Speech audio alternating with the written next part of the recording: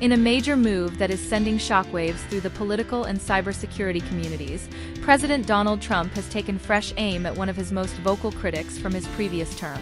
Chris Krebs, the former head of the Cybersecurity and Infrastructure Security Agency, also known as CISA.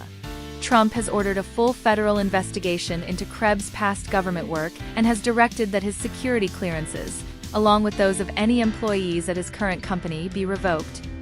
This development marks yet another chapter in what many see as Trump's strategy of punishing those who opposed him during and after the 2020 election. Chris Krebs served as the first director of CISA, a key agency under the Department of Homeland Security tasked with safeguarding the nation's critical infrastructure, including its elections. He was fired by then-President Trump in November 2020, via Twitter, after publicly stating that the 2020 presidential election was the most secure in American history. Krebs' statement directly contradicted Trump's claims of widespread election fraud, making him one of the earliest and most high-profile targets in Trump's post-election purge. Now, years later and during his second term in office, Trump has reignited the feud. On Wednesday, April 9, 2025, the president issued a new memorandum ordering Attorney General Pam Bondi and Homeland Security Secretary Kristi Noem to take all appropriate action to investigate Krebs' conduct during his tenure in government. The memo describes Krebs as a significant bad faith actor and accuses him of abusing his government authority to discredit Trump's election fraud claims. Trump further instructed the agencies to report their findings back to the White House. But the memo doesn't stop there. It also extends punitive actions to Krebs' current employer, SentinelOne, a cybersecurity firm where he serves as Chief Intelligence and Public Policy Officer. According to the directive, any employee at SentinelOne who holds a government security clearance will have it reviewed and potentially revoked. This marks a significant expansion of Trump's use of executive authority to target private companies linked to his critics.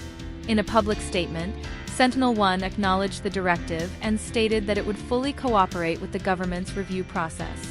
The company emphasized that fewer than 10 of its employees currently hold security clearances, and only in cases where those clearances are required to work with federal systems.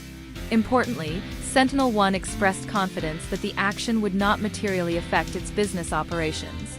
Krebs originally joined the company's advisory board in 2021. 2 years later, SentinelOne acquired Krebs Stamos Group, a cybersecurity consultancy he co-founded with Alex Stamos, the former chief security officer at Facebook. Trump's targeting of Krebs is not an isolated incident.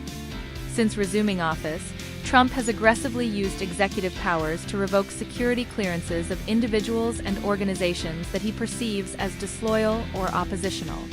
He previously rescinded the clearances of President Biden, as well as multiple law firms that had represented clients involved in investigations into Trump himself.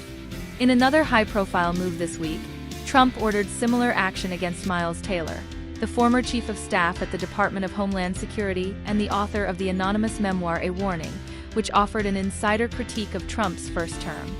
The memo accused Taylor of manufacturing sensationalist reports and trying to sow discord within the federal government.